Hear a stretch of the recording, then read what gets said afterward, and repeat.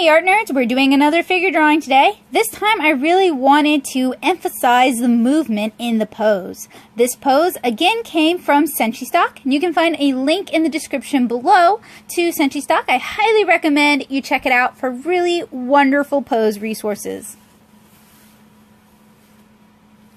So I am starting again with color pencil, my material of choice, in a Derwent pencil extender. I'm going to begin with a line of action, and I really want to exaggerate the pose in this one. So I am exaggerating my rectangular form. I'm really emphasizing that squash and stretch and the interlocking curves that we talked about in our last video. Went ahead and I blocked out the rib cage, blocked out the pelvis, and now I'm trying to capture the gesture of the legs. And for this pose, the legs are a little bit difficult for me. I probably should have fleshed the legs out first before drawing everything else out. As you can see later, it does cause some problems. Also trying to sort of foreshorten the arm or imply foreshortening, since in the reference it is a bit foreshortened.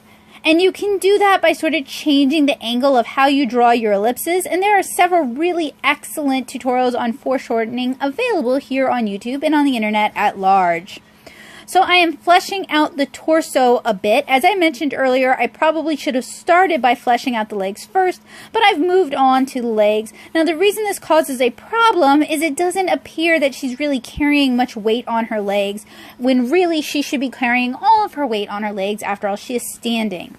So usually my solution for that would be to flesh out the legs first and then draw everything else around it.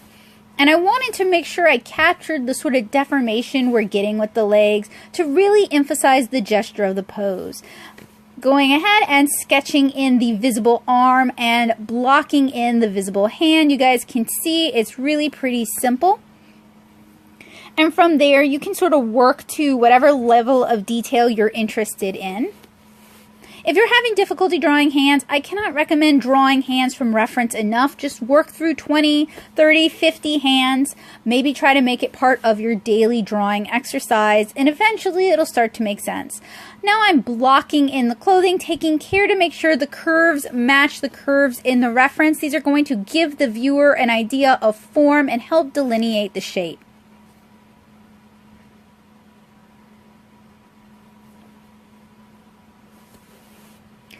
Now it's time for me to start blocking in the head. So I am sketching in her hairband and her hair. And as you guys can see, I used a crosshair to kind of mark out her face, help separate her face. Now I wasn't 100% happy with how her face turns out in this final image, but since this is just another drawing from practice, I'm really not going to stress out about it too much. Zoom in so you guys can see a little bit better, and I apologize, I know my hand does block it. So I used the 3-eye technique to subdivide her face, with one eye in the middle of her face and then her actual eyes on either side, blocking in her nose and her mouth. I apologize that my camera keeps losing focus. I'm using my smartphone to record this, and every little jolt, every little jostle seems to make it shake. Now I'm just adding in some shading. As I talked about in prior videos, I'm trying to better understand how light hits the forms of the body. So adding in just a little bit of light shading kind of helps solidifies that and gives me some mental reference for later.